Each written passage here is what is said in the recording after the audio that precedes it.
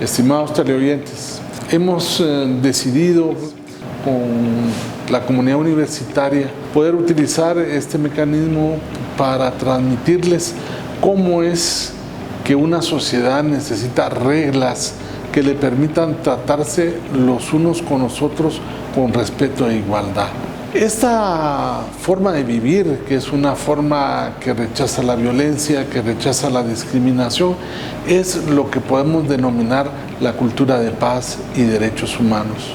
El Consejo Superior Universitario, en forma responsable y consciente de la necesidad de un nuevo tipo de relaciones que gobiernen las relaciones sociales, ha decidido encomendar al Instituto de Derechos Humanos de la Universidad de San Carlos la tarea de sensibilizar y formar en temas relacionados a la paz.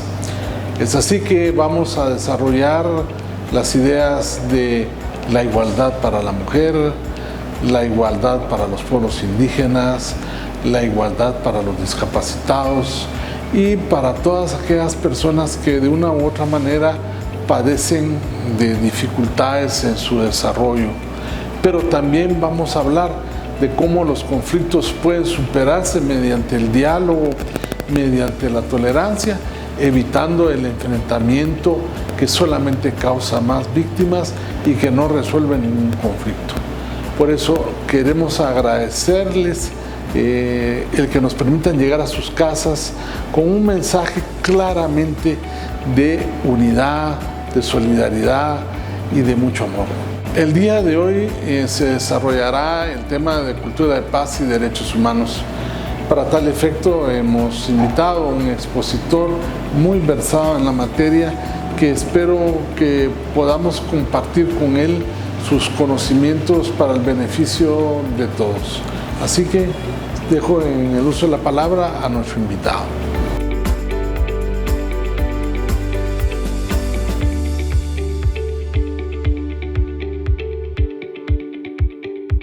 Bienvenidos a esta jornada educativa que es generada por un esfuerzo entre TV USAC y el Instituto de Derechos Humanos de la Universidad de San Carlos. Soy el licenciado Rolando Yoc, que va a tener la oportunidad de compartir con ustedes los saberes en relación a la cultura de paz y a la educación superior. Es un tema sustantivo porque tenemos una sociedad muy convulsionada en donde debemos fortalecer los esfuerzos para encontrar mecanismos que nos permitan convivir de manera pacífica y armónica. Esto nos permite entonces hacer una pregunta sustantiva. ¿Es el hombre o la mujer bueno o malo por naturaleza? En este sentido nos decía Ortega y Gasset que la definición del hombre es el motor de las variaciones históricas. Inclinar la respuesta en uno u otro sentido, o sea, si el hombre o la mujer es bueno o malo, tiene enormes consecuencias para idear y construir cualquier sistema político y social. Y en ese sentido, obviamente, nuestro sistema político y social guatemalteco, hacia donde se incline nuestra respuesta, será la construcción que tengamos del mismo. Básicamente podríamos decir que sobre esta idea destacan dos grandes corrientes: la del pesimismo antropológico, de las filosofías políticas más conservadoras como las que propugnaba Thomas Hobbes, y la del optimismo antropológico, que para algunos era utópica, que era desarrollada por el gran educador y filósofo Juan José Rousseau. Veamos cuál es la sustentación en relación a la teoría de Thomas Hobbes, que sustentaba que el ser humano es malo por naturaleza. Él sostenía que en las sociedades actuales manifestaba que el mayor enemigo del hombre es el mismo hombre, ya que desafortunadamente somos la única especie que ataca premeditadamente y por instinto a los demás, porque no lo hace ni por sobrevivencia ni por defensa propia. Desafortunadamente sostenía él que nos movemos guiados por intereses egoístas, somos intolerantes y posesivos. Esta era la sustentación que tenía Hobbes para decir que el hombre es malo por naturaleza. Además, afirmaba que su agresividad proactiva es tan fina que ha desarrollado enormes y retorcidas formas de crueldad y violencia, que lo ha hecho incluso llegar a matar masivamente para alcanzar muchos objetivos y fines totalmente desconocidos. Incluso sin llegar a ella, los rasgos psicopáticos son relativamente altos en sus poblaciones. De ahí que, aunque esto parezca no adecuado, existen muchas profesiones actuales que son muy agresivas y que se vinculan a la teoría de Thomas Hobbes. Por el otro lado, Juan Jacobo Rousseau sostenía que el hombre es bueno por naturaleza. Es empático, decía él, porque si alguno de sus congéneres sufre, siente la inclinación natural para auxiliarlo. Entonces, ¿qué es lo que hace bueno o malo a un ser humano? Lo que hace el hombre malo es que su agresividad se despierta en el momento en que él afirma elementos como esto es mío, en este sentido la propiedad. Porque si esto es mío, indican, otro puede decir, pero yo también lo quiero. Y así desafortunadamente aparece la competencia, la envidia y la agresividad. Juan Jacobo Rousseau también señalaba que el ser humano está orientado naturalmente para hacer el bien, pues el hombre nace bueno y nace libre, pero indicaba él que es la educación tradicional la que oprime, la que destruye esa naturaleza y finalmente la sociedad acaba por corromperlo. También apoyaba la tesis del buen salvaje, pues según el ser humano es en su estado natural, en el estado original y primitivo, es bueno, es cándido, pero es la vida social y cultural, con sus males y sus vicios, quienes pervierten al hombre y a la mujer, llevándoles a un desorden físico y moral. De ahí que es importante considerar que el hombre en su estado primitivo fuese superior normalmente al hombre civilizado. ¿Por qué? Porque ese sentimiento primitivo le permitía naturalmente actuar de manera adecuada. Sin embargo, el hombre en esencia es un ser social que depende del conjunto de relaciones sociales que debe establecer con otros. Y es aquí donde se sostiene que el hombre se corrompe porque la sociedad generalmente mantiene comportamientos de explotación del hombre por el hombre y donde cada individuo debe luchar encarnizadamente para mantener sus privilegios y posesiones. Y eso es lo que lo hace fundamentalmente egoísta, individualista, injusto y contrario a la naturaleza del ser humano. Pero para nuestra suerte, ni Hobbes ni Rousseau tenían toda la razón. Los hombres desde luego se han especializado para ser capaces, como suele decirse, de lo mejor y de lo peor. Esa actividad proactiva tan fina que ha desarrollado le permite evidenciar formas de crueldad y violencia tan auténticas, estas formas que se han matado a grandes poblaciones, ni siquiera teniendo claridad de por qué se hace. Solamente es por alcanzar esos fines egoístas e individualistas. Pero los hombres también pueden ser enormemente altruistas y generosos, capaces de empatizar con semejantes en cualquier parte del mundo y de llegar incluso a entregar la vida por un desconocido o un contemporáneo. Finalmente decía Truberblud que cuando un hombre planta árboles bajo los cuales él sabe que nunca se sentará, ha empezado a descubrir el significado de la vida. Es importante reconocer que Robespierre señalaba que el secreto de la libertad radica en educar a las personas, mientras el secreto de la tiranía es mantenerlos en su estado de ignorancia. Hemos dicho que nuestro tema el día de hoy es la cultura de paz y la educación superior, pero es necesario tener antecedentes para tener precisión en las cosas que necesitamos generar. En este sentido vamos a hablar de la paz negativa y de la paz positiva. El pensador norteamericano Kenneth Boulding señalaba que la paz negativa es aquella que solo busca el cese de los conflictos bélicos, es decir, detener las guerras, la violencia directa, y bajo esta definición fácilmente podríamos decir que hay paz casi en todos los países. Sin embargo, continúan los actos que no brindan a sus habitantes el bienestar y la calidad de vida, producto precisamente de la presencia de la injusticia, la intolerancia y la desigualdad entre las personas.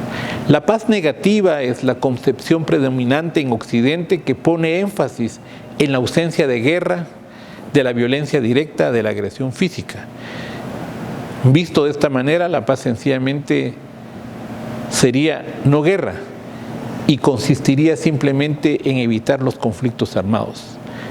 La paz negativa es latente en nuestras sociedades de forma peligrosa e insidiosa debido a que no somos capaces de diferenciarla correctamente de la paz positiva. Es importante también recalcar que la paz negativa convive silenciosamente entre nosotros y se dará, por ejemplo, en nuestros hogares cuando permitimos tácitamente el abuso y la opresión por parte de los padres violentos o cuando callamos y somos indiferentes ante el abuso al cual es sometido un niño trabajador que pulula en las esquinas buscando ayuda y nosotros creemos que con darle unas escasas monedas estamos paliando su hambre y sus necesidades. La paz negativa se mantiene cuando en la periferia de nuestras ciudades dejamos que recursos tan elementales como el agua y demás servicios básicos se vean condicionados a la entrega de altas sumas de dinero, ocasionando contradictoriamente que sea el que menos tiene, el que menos servicio pueda tener acceso a un elemento tan esencial como el que pusimos como ejemplo. Cuando permitimos que la corrupción empiece a ascender peligrosamente en las instituciones estatales y de forma tácita la aceptamos y convivimos con ella, como cuando se pierde esa capacidad de indignación ante casos de injusticia. Ese es el concepto de paz negativa. Finalmente podemos decir entonces que la paz negativa es todo aquello que siendo evitable impide el desarrollo humano. Porque es evitable la pobreza, porque es evitable la represión, porque es evitable la alienación, la contaminación ambiental. Es decir, cuando existan estas injusticias e insatisfacciones de las necesidades humanas básicas, la paz negativa siempre tendrá un lugar que no favorece a una relación armónica y pacífica dentro de las personas y los conglomerados. Pero afortunadamente también tenemos la oportunidad de hablar de la paz positiva y en este sentido el también sociólogo y filántropo noruego Golden nos indicaba que la paz positiva supone un nivel reducido de violencia directa y un nivel elevado de justicia, porque obviamente no podemos decir que la violencia no va a estar, pero debe estar en mínima expresión. Se persigue con la paz positiva la armonía social, la igualdad, la justicia y por lo tanto el cambio radical de la sociedad. Se deja de lado totalmente un deseo ambicioso de buscar todo para el yo personal y se reformula un nuevo concepto de pertinencia a la sociedad en la cual personas tienen que buscar intereses y puntos de encuentro comunes que sirvan de partida para iniciar el progreso juntos. La paz positiva no involucra renunciar a los desacuerdos presentes, sino involucra un nuevo compromiso con el método con el cual estaremos comprometidos a resolver esos conflictos, aplicando un elevado concepto de justicia. La paz positiva entonces es todo aquello que promueve intervenciones para fomentar lo que está siendo evitable e impide el desarrollo humano, como la pobreza, la represión, la alienación, la contaminación ambiental, entre otros. Y afortunadamente se visibiliza un esfuerzo en donde integralmente se encuentran respuestas.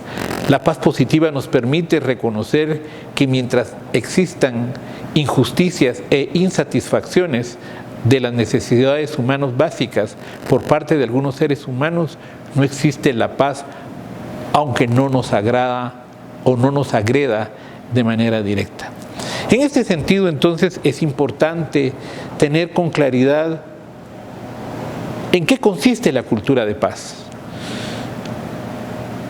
En esto podemos afirmar que la cultura de paz, como lo mantiene como concepto dinámico Naciones Unidas, nos indica que es una serie de valores, actitudes y comportamientos que rechazan la violencia y previenen los conflictos, tratando de atacar sus causas. Como hemos dicho, es en 1999 que la Asamblea General de las Naciones Unidas establece este concepto y agrega unos elementos que son también sustantivos, como lo es que debe entenderse la cultura de paz como el conjunto de valores, actitudes, tradiciones, estilos de vida basados en el respeto a la vida y en la práctica de la no violencia a través de la educación, y aquí es donde viene la importancia de la educación superior, y a través de la práctica de la no violencia, a través de vivir en un sistema de libertad, de expresión, de justicia, de democracia, en donde tengamos elementos de tolerancia, en donde hayan comportamientos de solidaridad, en donde existe el pluralismo y la diversidad cultural y de entendimiento. En ese sentido, es necesario entonces empezar a vincular cuál es el papel de la educación superior y la cultura de paz. Tenemos claro que la violencia ha traspasado los límites de la imaginación del hombre, evidenciándose cada día mayores niveles de negligencia gubernamental, afectando a grupos vulnerables como son el sector de mujeres, niños, ancianos y en el caso de nuestro ámbito guatemalteco de pueblos indígenas. En este sentido, la educación superior nos obliga a repensar la formación de los profesionales que se están formando para generar competencias y habilidades que le permitan construir la paz y las relaciones armoniosas. Es aquí donde la pregunta inicial de esta jornada educativa, ¿es el hombre o la mujer bueno o malo? Es depende, dijimos. Entonces, en este sentido, si el nuevo profesional que estamos formando a través de la educación superior le generamos competencias y habilidades para vivir en la paz y tener relaciones armoniosas, obviamente la educación superior está jugando un papel fundamental y sustantivo. Asimismo, es necesario comprender la realidad social en que se vive, afrontar la convivencia y los conflictos empleando el juicio ético basado en los valores, en las prácticas democráticas, en ejercer la ciudadanía, actuando con criterio propio, contribuyendo a la construcción de la paz y a la democracia y manteniendo una actitud constructiva, solidaria, responsable ante el cumplimiento de los derechos y las obligaciones civiles. La educación superior es un factor de cohesión y al mismo tiempo nos ayuda a evitar ese factor de exclusión social. Es un principio fundamental que no debemos olvidar, es el respeto de la diversidad y especificidad de los individuos. La educación superior ha de tener en cuenta la riqueza de las expresiones culturales de cada uno de los grupos que componen la sociedad. Es muy importante plantear la cuestión del pluralismo cultural y lingüístico en todas las poblaciones. También lo es promover una educación intercultural que sea realmente un factor de cohesión y paz. Por ello es necesario que los sistemas educativos no conduzcan a la marginación, a la discriminación y a la exclusión. En este sentido, necesitamos tener claridad de cuál es la visión dentro de la educación superior, como lo es la Universidad de San Carlos de Guatemala, reconocer de que es una institución de educación superior autónoma, con una cultura democrática, con un enfoque multi e intercultural, vinculada y comprometida con el desarrollo científico, social, humanista y ambiental. La visión de la Universidad de San Carlos concluye tajantemente, de manera afortunada para el país y para los estudiantes universitarios y la comunidad sancarlista en general, que es formadora de profesionales con principios éticos y excelencia académica. Es importante tener claro, como un marco de referencia en este momento que estamos abordando la cultura de paz y la educación superior, y tener en cuenta como un elemento el plan estratégico de la Universidad de San Carlos, que finaliza en el 2022, en donde demarca lo que indica la perspectiva filosófica de la Universidad de San Carlos. Debemos reconocer que en ese sentido la misión de la USAC nos recuerda que somos la única universidad estatal que con exclusividad se nos ha permitido dirigir y organizar y desarrollar la educación superior.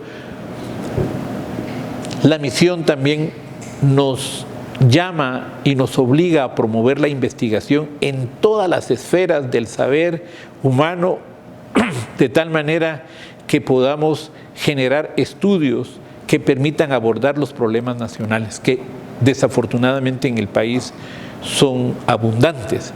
Pero tenemos como desafío eso, pero tenemos como oportunidad la educación superior, que debe contribuir exactamente a las condiciones de la construcción de la cultura de paz.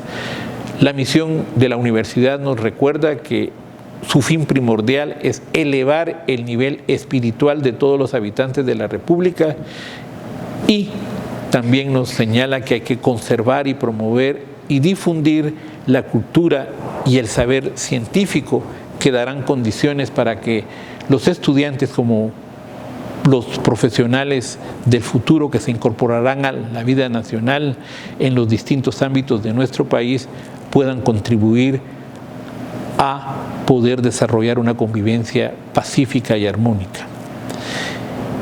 Nos parece importante señalar el principio número 1 de este marco filosófico, en donde constitucionalmente la USAC ya sabemos que es una institución autónoma con personalidad jurídica y que le corresponde con exclusividad, vean esta gran responsabilidad, dirigir y organizar el desarrollo de la educación superior del Estado de Guatemala y la educación profesional universitaria estatal, y difundir la cultura en todas sus manifestaciones. También nos indica este principio número 1 que debe promoverse por todos los medios a su alcance la investigación en todas las esferas del saber humano, y fundamentalmente cooperar en el estudio y la solución de los problemas nacionales del país, que desafortunadamente son muchos. Uno de ellos, el que desafortunadamente nos tiene con bastantes dificultades, como lo es la desnutrición crónica de los niños menores de 5 años, que desafortunadamente el 50% de ellos están totalmente desnutridos, que con esta condición ya entran en una total desventaja para su formación integral. Otro de los principios que nos parece importante reconocer es el número 4, en donde nos indica que debemos promover la identidad nacional, la cultura nacional y universitaria, donde debemos promover la estética, el arte, el deporte y la educación física. El principio número 5 nos indica que debemos desarrollar el pensamiento, el sentido más crítico, más amplio y la vocación de solidaridad humana. Debemos promover conocimientos, tecnologías y culturas que contribuyan a generar satisfactoriamente las necesidades de progreso de toda la sociedad. Y este que es fundamental, el principio número 6, en donde la universidad debe cumplir con su función social, que significa promover el respeto a los derechos de las personas y los valores de verdad, justicia, libertad y equidad. Y esto es fundamental, instaurar una paz real y activa con el pleno respeto de todos los derechos humanos y de las ideas de los guatemaltecos y guatemaltecas. Finalmente podemos decir que otro principio sustantivo del marco filosófico de la universidad en materia de educación superior y de cultura de paz es el número 7, que nos indica que la universidad debe ser la unidad en lo diverso, que significa estar dirigiendo este ejercicio responsable de la libertad, la democracia y la búsqueda constante del conocimiento. ¿Cuántos problemas no tiene el país que con el aporte científico de la Universidad de San Carlos y sus profesionales van a encontrar respuestas y de esta manera poder construir la cultura de paz? Como hemos venido conversando, la cultura de paz y la educación superior son pilares para que una nación, y en este caso nuestro querido país de Guatemala, puedan mantener oportunidades de vida dignas para todos y para todas. En este sentido, otro de los principios del marco filosófico de la universidad es el principio número 8, que nos indica que debemos proyectarnos a los guatemaltecos con acciones constructivas y propositivas, señalándonos que la formación de universitarios deben enfrentar también los cambios mundiales y en particular las constantes coyunturas económicas y políticas y sociales y culturales, no solo de Guatemala, sino de América Latina. El principio filosófico número 9 nos señala que la universidad debe orientarse a educar para la incertidumbre y no para la certeza. Un ejemplo de eso es que hasta el 11 de marzo del 2020 no nos imaginábamos la envergadura que iba a tener esta epidemia como es el coronavirus, más conocido como COVID-19. Por eso es que la educación superior, y en este sentido la Universidad de San Carlos, nos debe orientar en nuestra formación a estar expectantes de estos cambios, algunos de ellos no previsibles. Incorporar también saberes culturales de la población en la búsqueda de la integralidad del conocimiento y apoyar al desarrollo sostenido y sustentable de la población guatemalteca. Decía Martin Luther King que no le dolían los actos de la gente mala, sino el dolor lo generaba la indiferencia de la gente buena. Y en este sentido, construir la paz requiere de la participación de todos nosotros y nosotras, bajo esos principios que hemos venido desarrollando, como son la tolerancia, la decencia, la honorabilidad y fundamentalmente la responsabilidad. Actualmente vivimos de manera constante, como lo dice la paz negativa, pensando que la violencia agresiva es la que debemos evitar, o pensando que con que no existan conflictos armados es más que suficiente para pensar que estamos en paz. Y no es así. La paz positiva, por su lado, nos indica que cuando no se tiene acceso a la alimentación, que cuando no se tiene acceso a la vivienda, que cuando no se tiene acceso a la recreación, cuando no se tiene acceso al trabajo, cuando no se tiene acceso a un salario digno que permita cubrir las necesidades básicas, estamos atentando contra la paz. O cuando somos indiferentes ante los niveles altísimos de corrupción, de manejos ilícitos de la cosa pública. Ya se ha aseverado que debemos evitar aquella afirmación en donde se nos indica que la justicia en nuestro país solo pica a los pies descalzos. Y la justicia que no es pronta y cumplida no es justicia. O cuando encontramos que nuestro sistema de salud o nuestro sistema educativo siempre deja marginados a los más vulnerables, o cuando desafortunadamente no promovemos ambientes saludables que respeten los recursos hidrológicos, la fauna y la flora que también forman parte de esta convivencia. La cultura de paz nos permite entonces ponernos en el zapato de los demás, en el sentido de que al estar en los zapatos de los demás vamos a poder medir con bastante claridad lo que coloquialmente diríamos las penas por las que se atraviesan. En estos últimos años, nuestro país ha venido de menos a más. Cada vez los actos de corrupción, los actos de saqueo de nuestras instituciones públicas, el desvío de los fondos para poder dar respuestas a las necesidades más ingentes de la población guatemalteca, desafortunadamente se trasladan a los bolsillos de manera ilegal e incorrecta de funcionarios e instituciones obligadas a velar por la dignidad de las personas. Existen tratados en materia de derechos humanos firmados y consignados por el Estado de Guatemala para proteger a la persona, para proteger a la familia, para proteger a las comunidades. Son herramientas que nos permiten que la cultura de paz, que es el fomento de los valores, que es el fomento de las costumbres, que es el fomento de la armonía, que es el fomento de la inclusión, que es el fomento de no discriminación, puedan consolidarse.